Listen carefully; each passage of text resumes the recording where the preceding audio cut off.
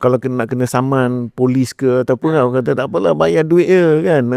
Tak payah pergi mahkamah ke apa, boleh lepas kan.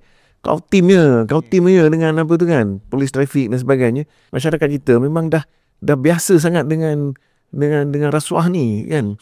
Ataupun dulu nak mendapat kelulusan, katakan kelulusan lesen ke, kelulusan perniagaan ke, kelulusan untuk mendapat sesuatu kan, sijil dan sebagainya kan.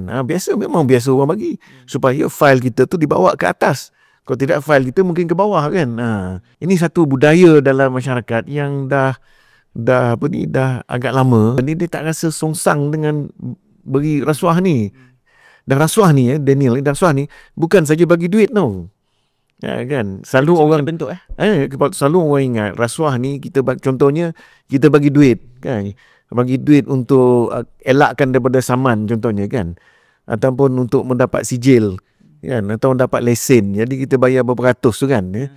Tapi rasuah juga bermaksud kita menggunakan jawatan kita tu untuk mendapat habuan sendiri ataupun untuk membantu kerabat kita untuk mendapat habuan dan sebagainya.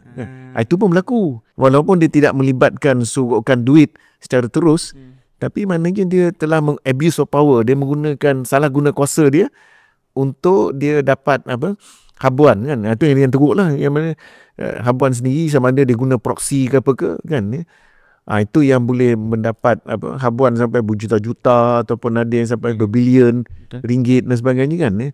Jadi apa yang berlaku ialah ini telah menyebabkan negara kita itu berlaku ketirisan yang cukup serius.